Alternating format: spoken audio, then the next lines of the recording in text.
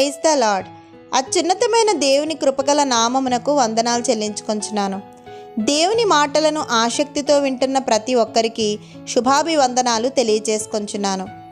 మత్తయి సువార్త 24వ అధ్యాయంలో ప్రభువైన యేసుక్రీస్తు వారు తన శిష్యులతో చెప్పిన మాటలు బైబిల్ గ్రంథములో చాలా ప్రాముఖ్యమైన ప్రవచన భాగంగా పేర్కొనబడింది. యేసు ప్రభువారు ఒలీవల కొండ మీద కూర్చుండి ఉన్నప్పుడు ఆయన శిష్యులు ఆయనతో, నీ రాకడకును ఈ యుగ సమాప్తికి నీ సూచనలేవి అని ఆయనను ప్రశ్నించారు. వారి ప్రశ్నలకు సమాధానంగా యేసు ప్రభువారు చెప్పిన మాటలే ఒలీవల కొండ సంభాషణ. ఈ సంభాషణలో ప్రపంచ భవిష్యత్తు, మానవ యుగ సమాప్తి కొరకు స్పష్టమైన విషయాలు వివరించబడ్డాయి. క్రీస్తువారు చెప్పిన ప్రవచనాలు ఎంతవరకు నెరవేరాయి అన్నది లేఖన భాగాల్లో ధ్యానించుకుందాం. మత్తయి సువార్త 24వ అధ్యాయము 2వ వచనంలో, అందుకాయన, మీరు ఇవన్నీ చూచుచున్నారు కదా, రాతి మీద రాయి ఒకటైనను ఇక్కడ నిలిచి ఉండకుండా పడద్రోయబడును అని వ్రాయపడి ఉన్నది. ఈ మాటలు యేసు ప్రభువారు యెరూషలేములోని దేవాలయమును చూస్తూ చెప్పినవి. ఈ దేవాలయము క్రీస్తు పూర్వం 20వ సంవత్సరంలో హేరోదు రాజు నిర్మించడం మొదలుపెట్టాడు. ఎంతో శ్రేష్టమైన పాలరాతితో ఇది నిర్మించబడింది. ఈ నిర్మాణంలో కొన్ని రాళ్ళు ఒక్కొక్కటి 40 అడుగుల పొడవు కలవి. అత్యద్భుతమైన ఈ దేవాలయం యొక్క ప్రవచనము క్రీస్తు శకం 70వ సంవత్సరంలో అక్షరాలా నెరవేరింది. రోమా సైన్యాధిపతి టైటస్ తన సైన్యముతో యెరూషలేం పట్టణంపై దాడి చేసి పెద్ద పెద్ద మ్రానులతో దేవాలయమును కప్పి నిప్పంటించాడు. వేడి తీవ్రతకు పెద్ద రాళ్ళు కూడా పగిలిపోయాయి. ఆ రాళ్ల మధ్యలో చిక్కుకున్న కరిగిపోయిన బంగారు ముద్దలు కాజేసేందుకు రోమా సైనికులు ప్రతి రాయిని పొలుగులతో వేరు చేశారు. ఈ విధముగా రాయి మీద రాయి ఉండదని ప్రభువు చెప్పిన మాటలు ఆ రోజు అక్షరాలా నెరవేరాయి. ఈ అధ్యాయంలో చెప్పబడిన రాబోయే సంఘటనలను చూద్దాము.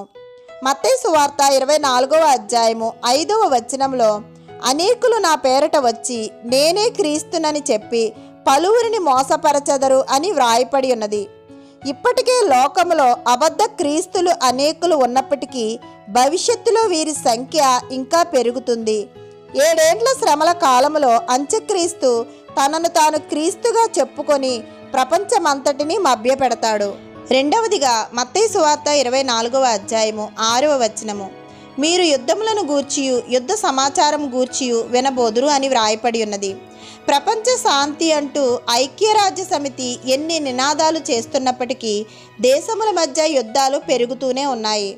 మూడవదిగా మత్తయి సువార్త 24వ అధ్యాయము 8వ వచనము, అక్కడక్కడ కరువులను భూకంపములను కలుగును అని వ్రాయపడి ఉన్నది.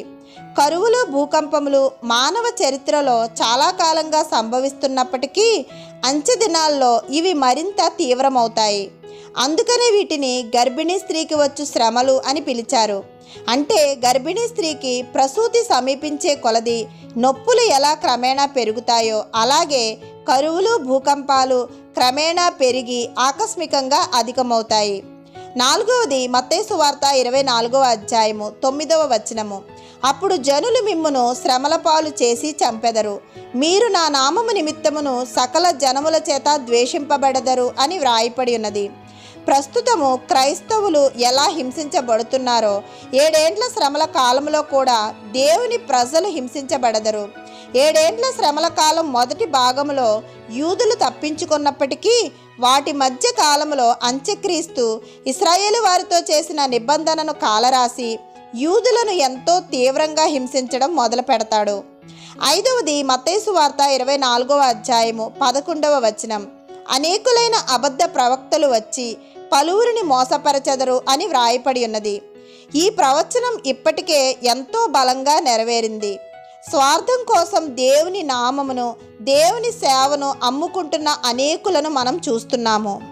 ఆరవదిగా మత్తయి సువార్త 24వ అధ్యాయము 12వ వచనము, అక్రమము విస్తరించుట వలన అనేకుల ప్రేమ చల్లారును అని వ్రాయపడి ఉన్నది. 7 ఏండ్ల శ్రమల కాలంలో ధర్మవిరుద్ధ పురుషుడైన అంత్యక్రీస్తు పాలనలో అక్రమము ఎంతో విస్తరిస్తుంది. ఆర్థిక లావాదేవీలన్నీ అంత్యక్రీస్తు కనుసన్నల్లో జరుగుతాయి. అంత్యక్రీస్తు ఎంతో తెలివిగా ప్రజలను మోసం చేసి అన్ని విషయాల్లో నిజ దేవుడైన యేసుక్రీస్తు వారిని అనుకరిస్తూ తానే దేవుడనని చెప్పుకొనుచు ప్రజలను మభ్యపెట్టి అక్రమంగా పరిపాలన సాగిస్తాడు. 7వదిగా మత్తయి సువార్త 24వ అధ్యాయము 14వ వచనము. మరియు ఈ రాజ్య సువార్త సకల జనములకు సాక్ష్యార్థమై లోకమందంతటను ప్రకటించబడును అని వ్రాయపడి ఉన్నది. 7 ఏండ్ల శ్రమల కాలం నాటికి యేసుక్రీస్తు వారి సువార్త ప్రపంచమంతటను ప్రకటించబడుతుంది. ప్రకటన గ్రంథము 14వ అధ్యాయము 6వ వచనములో, అప్పుడు మరి ఒక దూతను చూచితిని. అతడు భూనివాసులకును అనగా ప్రతి జనమునకును ప్రతి వంశమునకును ఆయా భాషలు మాట్లాడు వారికిని ప్రతి ప్రజకును ప్రకటించినట్లు నిత్య సువార్త తీసుకొని ఆకాశ మధ్యమున ఎగురుచుండెను అని వ్రాయపడి ఉన్నది. 8వదిగా మత్తయి సువార్త 24వ అధ్యాయము 15వ వచనము. కాబట్టి ప్రవక్త అయిన దానియేలు ద్వారా చెప్పబడిన నాశనకరమైన హేయ వస్తువు పరిశుద్ధ స్థలమందు నిలుచును అని వ్రాయపడి ఉన్నది. అంత్యక్రీస్తు నాశనకరమైన హేయ వస్తువుని దేవాలయములోని పరిశుద్ధ స్థలంలో నిలుపుతాడని దానియేలు ప్రవక్త తన గ్రంథమందు వ్రాశాడు. ఈ పని సరిగ్గా 7 ఏండ్ల శ్రమల కాలం మధ్యకాలంలో జరుగుతుంది. అంటే సరిగ్గా ప్రభువు రాకడకు 3.5 ఏండ్ల ముందన్నమాట.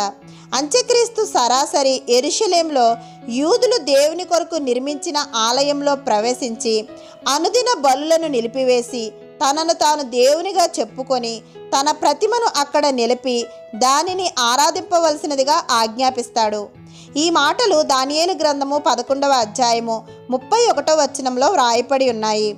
ఈ ప్రతిమ మాట్లాడడం గమనార్హం అని ప్రకటన గ్రంథము 13వ అధ్యాయము 15వ వచనంలో వ్రాయపడి ఉన్నది. 9వదిగా మత్తయి సువార్త 24వ అధ్యాయము 20వ వచనము. అప్పుడు మహాశ్రమ కలుగును, లోకారంభము నుండి ఇప్పటి వరకును అట్టి శ్రమ కలుగలేదు, ఇక ఎప్పుడునూ కలుగబోదు అని వ్రాయపడి ఉన్నది. 7 ఏండ్ల శ్రమల కాలంలో మొదటి 3.5 సంవత్సరాలు అంత్యక్రీస్తు యూదులతో చేసిన శాంతి ఒడంబడికను అనుసరించి యూదులకు రక్షణ కల్పిస్తాడు. అయితే ఆ తర్వాత అతడు తాను యూదులతో చేసిన నిబంధన కొట్టివేసి వారి ఆలయంలో ప్రవేశించి నాశనకరమైన హేయ వస్తువుని అక్కడ నిలిపి యూదులను తీవ్రముగా హింసిస్తాడు. 10వదిగా మత్తయి సువార్త 24వ అధ్యాయము 27వ వచనము. మెరుపు తూర్పున పుట్టి పడమటి వరకు ఎలాగూ కనపడెనో అలాగే మనుష్య కుమారుని రాకడయు ఉండును అని వ్రాయపడి ఉన్నది. ప్రభువైన యేసుక్రీస్తు వారి దేదీప్యమానమైన 2వ రాకడతో 7 ఏండ్ల శ్రమలు పూర్తవుతాయి. మెరుపు ఏ విధంగా ఆకాశమంతా కనబడుతుందో క్రీస్తు వారి రాకడలో ప్రభువుని ప్రపంచమంతా చూస్తుంది.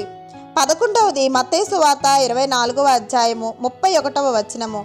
మరియు ఆయన గొప్ప బూరతో తన దూతలను పంపును, వారు ఆకాశం యొక్క ఈ చివర నుండి ఆ చివర వరకు నలుదిక్కుల నుండి ఆయన ఏర్పరచుకుని వారిని పోగు చేతురు అని వ్రాయపడి ఉన్నది. యేసు ప్రభువారు తన దూతలను పంపి తన వారిని తన యొద్దకు పోగు చేయుటతో 7 ఏండ్ల శ్రమలు ముగుస్తాయి. అటు తర్వాత ప్రభువారు తన బిడ్డలతో 1000 ఏండ్ల పరిపాలన కొనసాగిస్తారు. క్రీస్తువారి 2వ రాకడ సమయము ఎలా ఉండబోతుందో క్రీస్తువారు ఈ అధ్యాయంలో స్పష్టంగా అనేక ఉపమానాల ద్వారా తెలియచేశారు. మత్తయి సువార్త 24వ అధ్యాయము 36వ వచనములో, అయితే ఆ దినమును గూర్చియు ఆ గడియను గూర్చియు తండ్రి మాత్రమే ఎరుగును, కానీ ఏ మనుష్యుడైనను పరలోకమందలి దూతలైనను కుమారుడైనను ఎరుగరు అని వ్రాయపడి ఉన్నది. అలాగే మత్తయి సువార్త 24వ అధ్యాయము 42వ వచనములో, కావున ఏ దినమున మీ ప్రభువు వచ్చునో మీకు తెలియదు కనుక మెలకువగా ఉండుడి అని వ్రాయపడి ఉన్నది. కాబట్టి మనమందరము క్రీస్తువారి రాకడ పర్యంతము ఆయన కృపలో ఉండులాగున ప్రార్థించుకుందాము. ఆమెన్. మన ప్రభువైన యేసుక్రీస్తు వారి కృప మనందరి జీవితాల్లో సమృద్ధిగా ఉండాలని ప్రార్థిస్తూ ఆమెన్. మీ అనుదిన ప్రార్థనల్లో నన్ను నా కుటుంబాన్ని జ్ఞాపకం చేసుకోవాల్సిందిగా మనవి చేస్తున్నాను. దేవుని మాటలు మీకు నచ్చితే లైక్ చేయండి, సబ్స్క్రైబ్ చేయండి. దేవుని మాటలను అనేకులకు షేర్ చేయండి. ఇంకా పరిశుద్ధ గ్రంథంలో అనేక అంశములను ధ్యానించుకొనుటకు కావలసిన దేవుని కృప నడిపింపుల కొరకు మనందరము ప్రార్థిద్దాం. ఆమెన్.